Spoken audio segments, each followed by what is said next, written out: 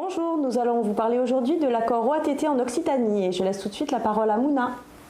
Alors bonjour à tous. Depuis le 1er janvier 2022, un accord OATT Occitanie est entré en vigueur. Au-delà des horaires en plage fixe et variable, le personnel a gagné des nouveaux droits. Bien loin des clichés, le SNU signe des accords quand ils sont bons pour le personnel, les usagers et les services publics. Alors du coup, pourquoi le SNU a signé cet accord?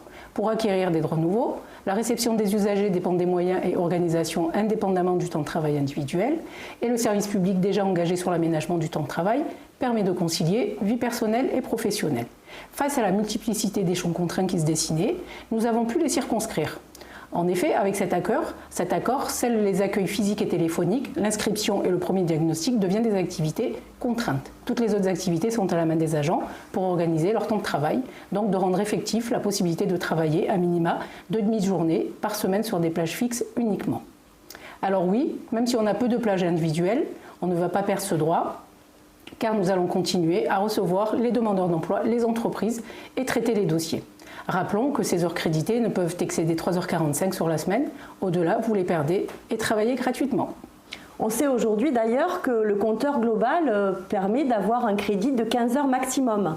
Et ça pose aussi un problème de récupération puisque le SNU souhaitait qu'on puisse récupérer dès lors que le jour était posé de récupération. Or, ça n'a pas été possible.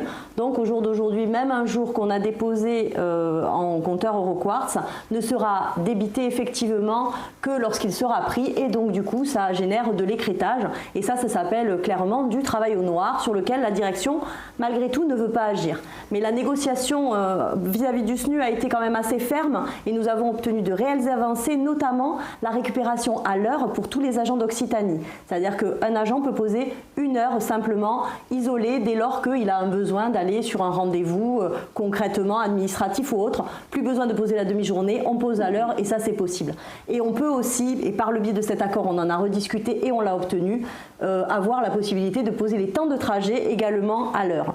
Sachez que justement on a cette spécificité également sur le vendredi, puisque le vendredi est un jour très particulier sur lequel, et là encore c'est le SNU qui s'est battu dans le cadre de la négociation pour qu'il n'y ait pas d'inscription et qu'il y ait le moins de plages contraintes possibles sur cette demi-journée-là, ce qui permet aux agents, dès lors qu'ils ne sont pas en champ contraint, de pouvoir, sans déposer la demi-journée, en utilisant simplement leur module, jouer justement sur l'effectivité de son temps de travail. Et donc ça, c'est également une réelle avancée. Cet accord a été un bon accord et c'est pour ça que le SNU l'a signé.